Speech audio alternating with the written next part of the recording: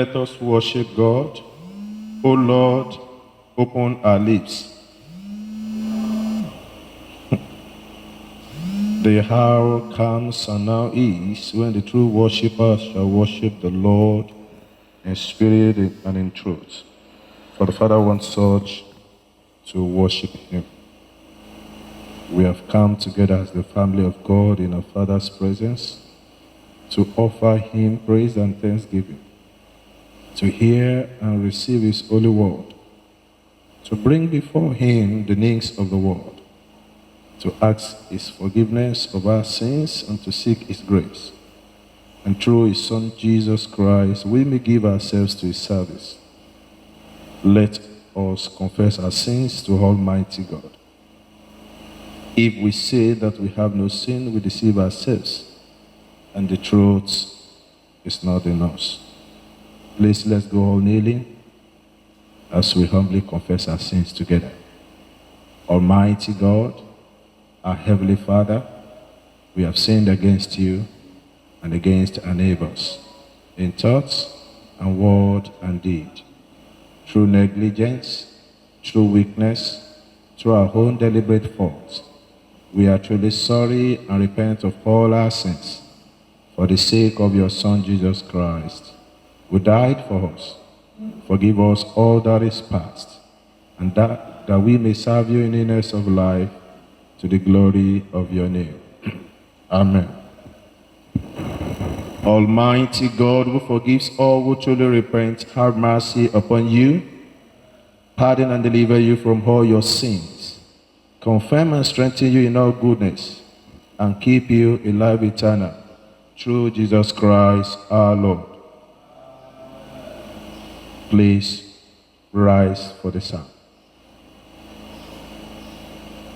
Psalm 20, to be taken in an alternate order. Psalm 20, to be taken in an alternate order. May the Lord hear you in the day of trouble. The God of Jacob lift you up to safety.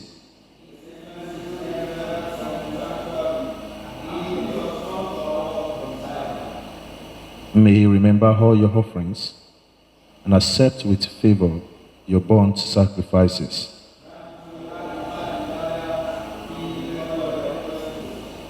May we also rejoice in your victory and triumph in the name of our God. The Lord perform all your petitions.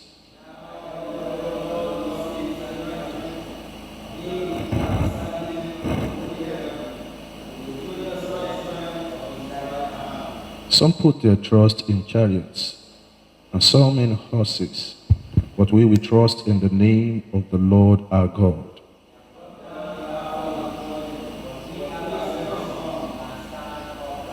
Together, O Lord, save the King, and hear us when we call upon you.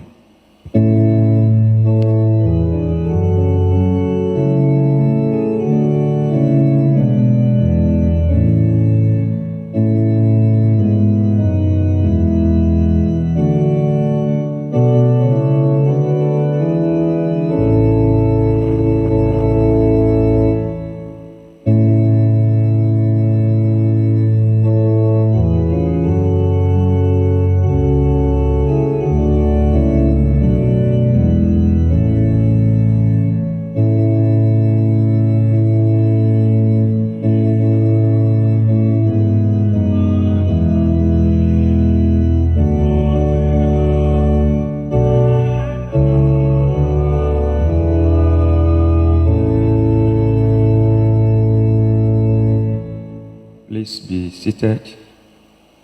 The first lesson for this service is taken from the book of Micah, chapter 3, beginning from verse 5. Micah chapter 3, start the reading from verse 5. Thus says the Lord concerning the prophets that make my people err, that bide with their teeth, and cry, peace, and he that puts not into their mouths, they even prepare war against him.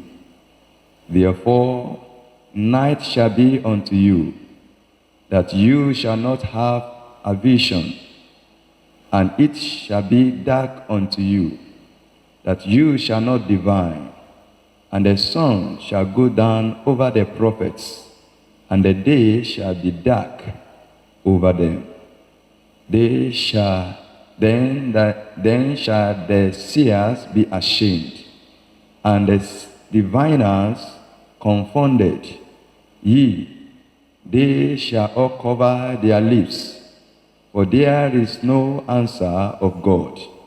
But truly I am full of power by the Spirit of the Lord, and of judgment, and of might, to declare unto Jacob his transgressions, and to Israel his sin.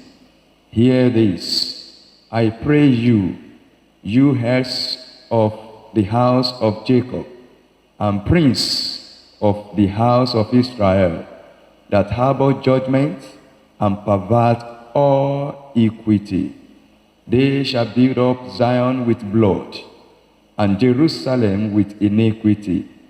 The heads thereof judge for reward, and the priests thereof teach for hire, and the prophets thereof divine for money.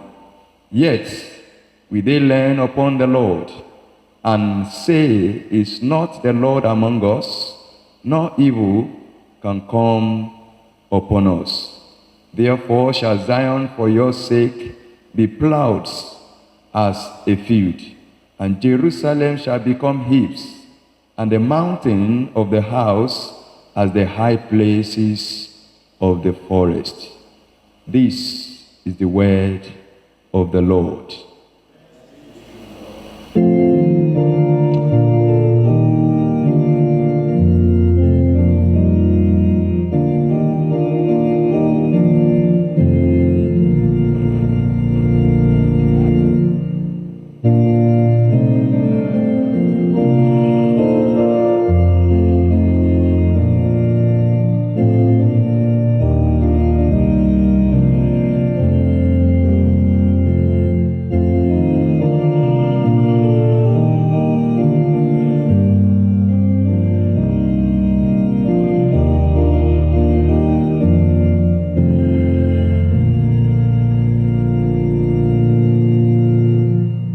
Please be seated.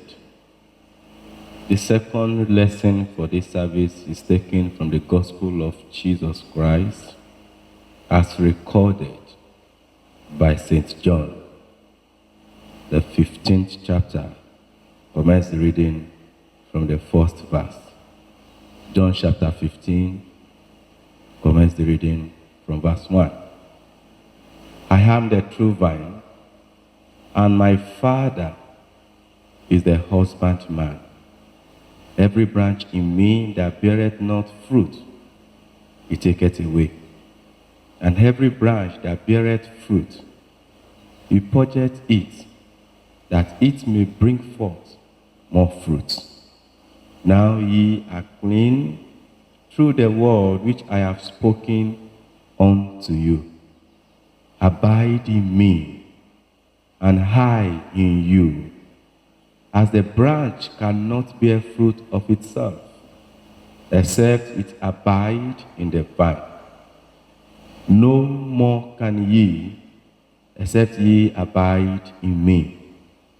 I am the vine, ye are the branches. He that abideth in me, and I in him, the same bringeth forth much fruit. For without me ye can do nothing. If a man abide not in me, he is cast forth as a branch, and is withered, and men gather them, and cast them into the fire, and they are burned. If ye abide in me, and my words abide in you, ye shall ask what ye will, and it shall be done unto you. Herein is my Father glorified, that ye bear much fruit. So shall ye be my disciples.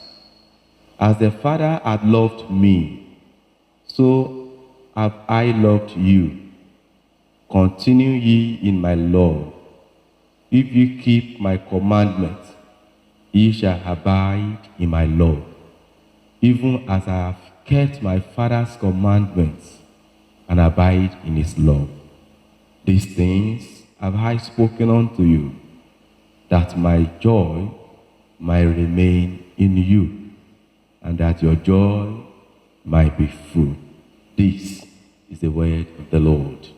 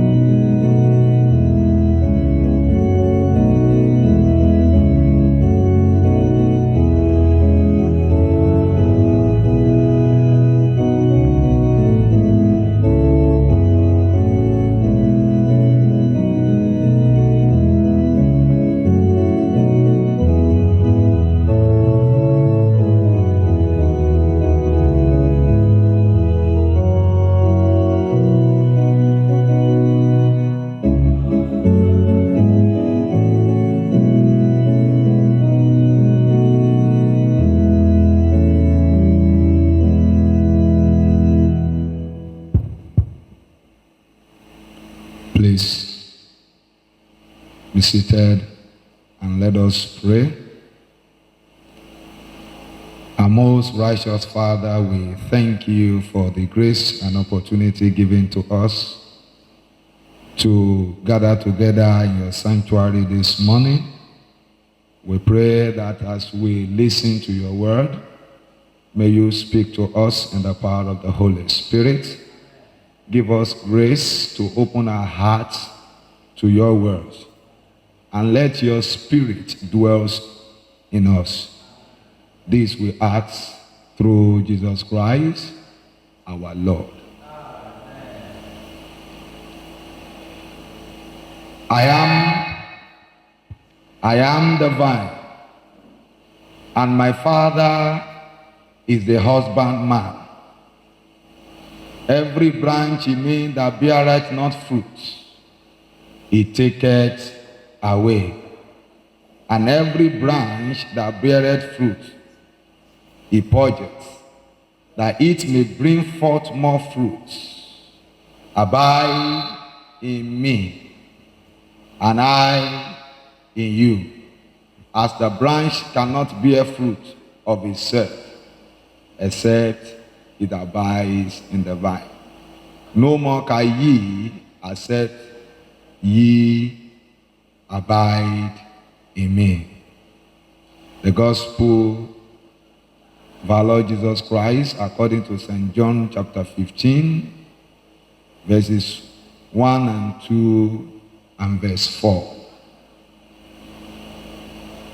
The topic we are considering this morning is the Holy Spirit as Christ's successor. the Holy Spirit as Christ's successor.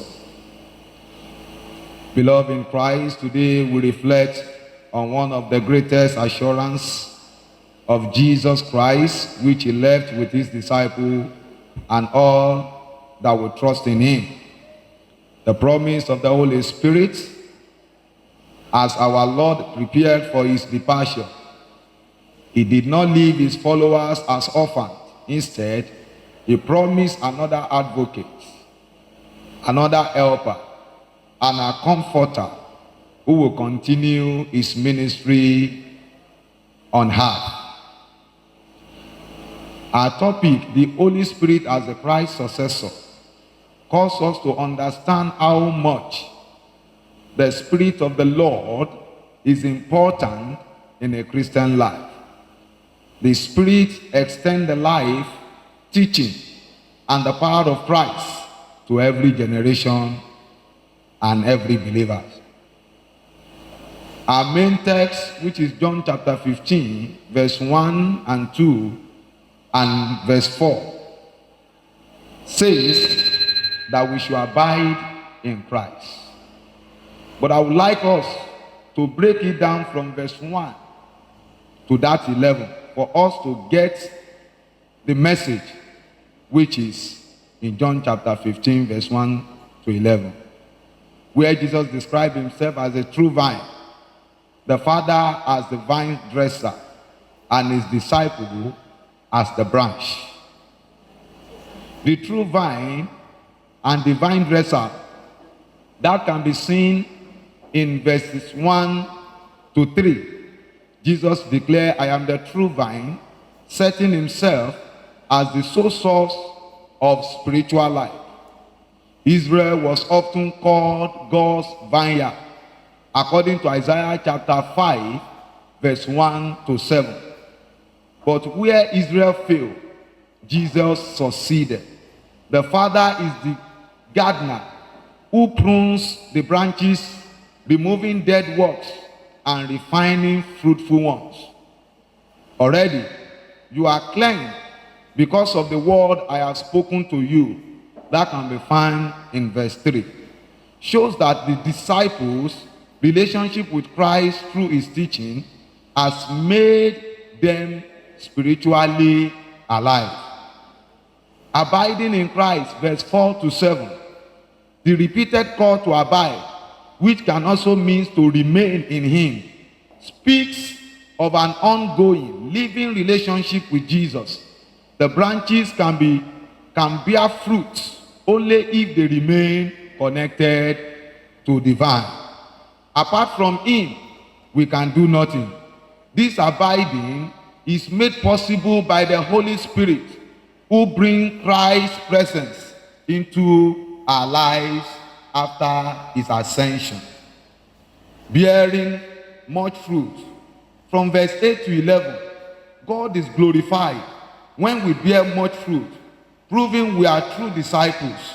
Fruitfulness flows from the abiding in Jesus, and the Spirit is the one who cultivates the fruit, which is love, joy, peace, patience, kindness, and more, which can be found in Galatians chapter 5, verse 22 and 23. Jesus then assures us that his joy will be full in us, and our joy will remain permanent. We must know that Christ teaches the necessity of continued union with him, which will become possible through the Holy Spirit. Without the Spirit, the abiding relationship will be impossible after Christ's physical departure. In our Old Testament, Micah chapter 3 from verse 5 to end, false prophet misled the people, promising peace where there was none and leading God's people astray. Micah denounces prophets who mislead God's people for personal gain. He says they cry for peace when they have something to eat, but declare war against him who put nothing into their mouth. This can be found in Micah chapter 3 verse 5. These false prophets lacked the Spirit of God. They acted out of self-interest rather than divine inspiration. In verse 8, Micah said, "But as for me, I am filled with power, with the Spirit of the Lord." The Spirit empowers Micah to speak truth boldly. This same Spirit who came fully at Pentecost is the Spirit of Christ, the one who convicts, purifies, and guides. The Spirit, as Christ's successors, continue to expose falsehood in our community today, in our church, in our working place, in fact, in the nation as a whole, calling for justice and build up God's people who will reign with him in his kingdom. In our psalm for this service, Psalm 20, the psalmist, who we can refer to as King David, invoking God's help from his sanctuary, he said, "May he send you help from sanctuary and give you support from Zion." Verse 2. Today, the Holy Spirit is that divine help sent from God, heavenly sanctuary, to dwell in our hearts. Psalm 20 ends with confidence in God, saving power, reminding us that our ultimate hope and strength comes from the Lord. Just as Jesus promised the Spirit will empower his disciples to do greater works than he did. John chapter 14, verse 12. People of God, the work of the Holy Spirit is enormous. Jesus, before his departure, was physically present with his people, teaching them, comforting them, correcting them in love. But he knew he would ascend to the Father. He sent his Holy Spirit to continue his work, making the Spirit the true successor of himself on earth, a symbol that Christians are not alone. He is with us. Even though we are not able to see him, we can feel his presence. The Spirit make Christ present to every believer in every place and time. He brings life of the true vine into every branch. The Holy Spirit ensures we are not following blind guides like the false prophet in Micah's day. He leads us in truth, convinces us of sin, and glorify Jesus. John chapter 16, verse 13 and 14. Jesus, as the psalmist, has said that he will send, as the psalmist said, that the help coming from heaven. So also Jesus will send and continue to empower us through his Holy Spirit. Just as the psalmist prayed for God's help in battle, the Holy Spirit empowers believers for the spiritual battle we face daily, interceding for us with groaning too deep for human words to interpret. Romans chapter 8, verse 26. Conclusively, people of God, are you abiding in Christ, or are you trusting to live the Christian life in your own strength? Have you welcomed the Holy Spirit, which is Christ's successor, to fuel and empower you daily? Do you allow him to prune you so you bear fruit, or do you resist his sanctifying work? Like Micah, do you speak truth by the Spirit with power, or you compromise under pressure? Like the psalmist, do you place your confidence in God through the Spirit, or do you rely on earthly solutions? Brethren, the Holy Spirit is not an option or optional substance in Christian life. He is the life of God in us. Christ living present among us. As Christ's successor, the Spirit enables us to abide in Jesus, bear much fruit for the Father's glory, and stand firm in the truth of God's word. Let us daily seek to remain in the vine by the help of the Holy Spirit, to open our hearts to the Spirit guidance and bear much fruit, so that we may have joy in Christ, and our joy may be filled, and our lives may glorify the Father. Let us pray. Father, we ask that you will continue to empower us, give us your Holy Spirit to continue to bear much fruit for your kingdom. This we ask through Jesus Christ our Lord.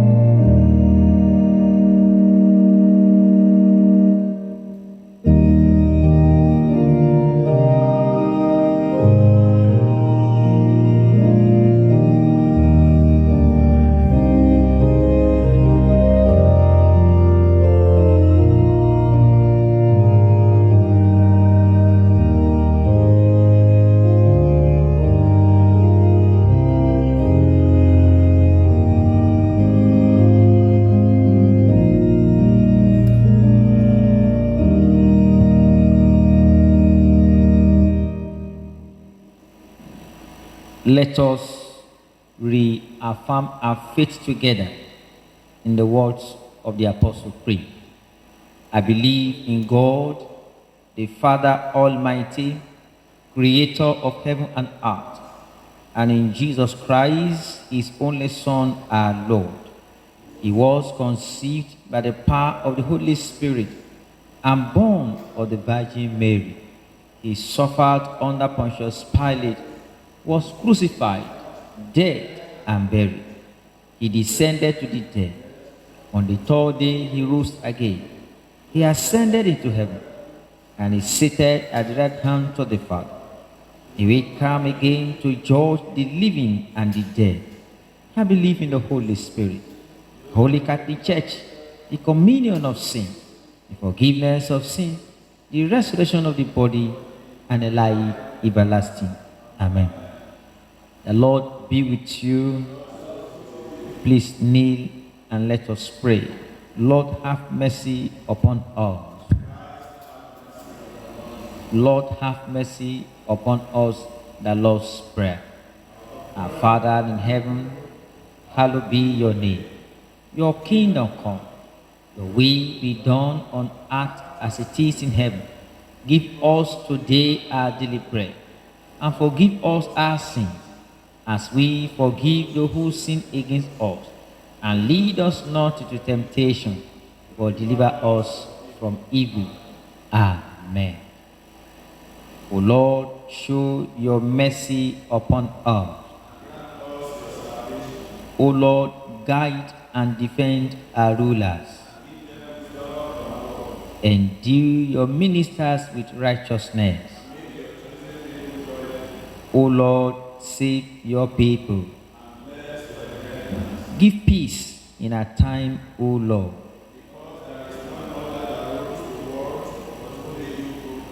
O God, make clean our hearts within us. The collect for second Sunday after Trinity, other collects and other prayers. The Lord be with you. Let us pray. Lord God, our Father, through our Savior Jesus Christ, you have assured mankind of eternal life, and in baptism have made us one in Him. Deliver us from the death of sin, and raise us to new life in your love, in the fellowship of the Holy Spirit, by the grace of our Lord Jesus Christ. O God, the author of peace and lover of concord, in knowledge of whom stands the eternal life, whose service is perfect freedom, defend us, your humble servants, in all assaults of our enemies, that we, surely trusting in your defense, may not fear the power of any adversaries, through the might of Jesus Christ our Lord. O Lord, our Heavenly Father, Almighty and everlasting God, who has safely brought us to the beginning of this day, defend us in the same with your mighty power, and grant that this day we fall into no sin, neither run into any kind of danger, but that all our doings may be ordered by your governance, to do always what is righteous in your sight, through Jesus Christ our Lord. In continuation of our prayers, we shall pray for our nation Nigeria, the Church Universal, and other prayers. The Lord be with you. Let us pray. Thank you, Holy Father, and the Father of all. Thank you for your love and your power over our nation Nigeria. Thank you for keeping us going in the midst of all challenges, for we are not consumed. Glory be to your holy name, in the name of Jesus. Lord, we call on you to mercifully bestow upon our nation the glory of your name. Show us your power, that all men may know that you rule in the kingdom of men. Open the eyes of our leaders, especially Bola, our president, Dako, the governor of Ogun State, to the truth of your word. Let them do according to your word, that peace may reign in our environment, and that people may rejoice in the power of your Holy Spirit. In Jesus' mighty name we have prayed. Lord, on whom the foundation of the church stands, thank you for your spirit that abides with us as a church, and keeping us going in the midst of confusion of this world. Thank you for being divine of the church at all times. Through this we are comforted. Be exalted in Jesus' name. May your Holy Spirit be upon our church leaders more and more. Guide our primate, Henry, Olushina, our Archbishop, and Babatunde, our Bishop. Fill them more with your Holy Spirit. Help them to build church that will be prepared for your coming. Help the church to produce fruits that will abide and abound in the work of the grace of God. Help us to bring light into the darkness of this world, that your name may be glorified in us. In Jesus' mighty name we have prayed.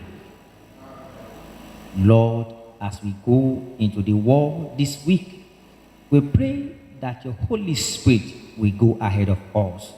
Your power will be your power. Your strength will be our strength. In the name of Jesus Christ. As we walk in the darkness of this world, we pray darkness will not overpower us. In the name of Jesus Christ. We pray you, O God, that may you remember all our offerings, and let our life and all what we do be acceptable in your sight. We pray, O God, that this week we are going to attract your divine favor in the name of Jesus Christ. And as we go into the end of this month of June and start the new month of July, we pray, O God, that your power, Holy Spirit, will guide us and lead us through the end of this month. In the mighty name of Jesus Christ. Thank you, our Father. In Jesus' mighty name we have prayed. Let us bring our personal petition to the throne of grace. And as we pray together with Psalm 20, verses 1 to 2, the Bible says, may the Lord hear you in the day of trouble. The God of Jacob lift you up to safety.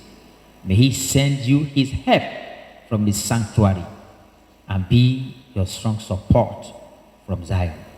Pray to God that Jehovah, you will be my help this week, in the name of Jesus Christ. I lift up my life and that of my family into your hand. May you keep us safe in your divine power, especially as we end the month of July. Ask God to to support you from Zion, and that his grace will continually be upon you. With thanksgiving in your heart, can you bring your prayer to a close? Lord, in your mercy, Almighty God, you have given us grace to bring before you with one accord our common supplications. And you promise that when 2 or 3 are gathered together in your name, you will grant their requests. Fulfill now, O Lord, the desires and petitions of your servants, as may be most expedient for them, granting us in this world knowledge of your truth, and in the world to come, the fullness of eternal life. Let us say the grace together. May the grace of our Lord Jesus Christ, the love of God, and the fellowship of the Holy Spirit be with us now and forever. Amen.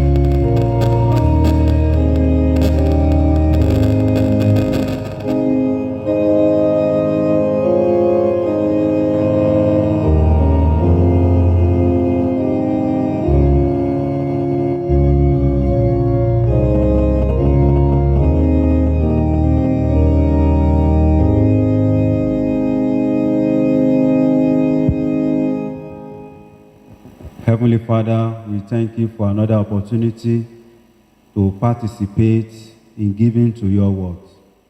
Accept our offering and our tithes. Bless as many who are in partnership with you. Prosper their businesses. And as they embark on their business once again this week, establish them. We will remember as many that want to give but do not have. Lord, in your mercy, provide for their needs. Bless us together and make us a useful vessel in your hands. Through Jesus Christ our Lord. Amen. The Lord be with you. Kneel and let us pray. Beloved in Christ, let's commit the second part of the year 2025 to the hands of the Lord, as this week is bringing us to the second half. Pray that the Lord will journey with you. All you lay your hands upon in this second half shall be a blessing to the glory of the Lord. Micah chapter 5 verse 9. The word of God says, your hand will be lifted up in triumph over your enemies, and all your foes will be destroyed. I claim fulfillment of this prophecy of victory for you and your members of your household in the forthcoming second half of the year 2025. Finally, let's commit the ordination service today at St. John's Anglican Church, Ososa Ijebu, that the power of Holy Spirit will rest upon your people as they embark on their ministry. It will not be a disappointment to their generation and to the God. Let's begin to bring our prayer to a close. Lord, in your mercy, the peace of God which passes all understanding, keep your heart and mind in knowledge and love of God and of his Son Jesus Christ our Lord, and the blessing of God Almighty, the Father, the Son, and the Holy Spirit be among you and remain with you always.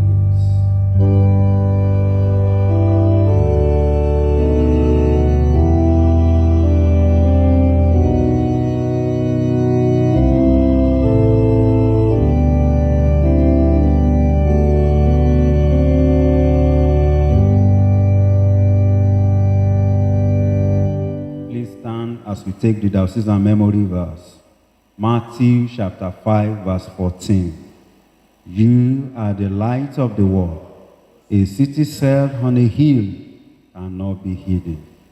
Wherever you go, Wherever you go, wherever you go, the blessing of the Lord be upon you.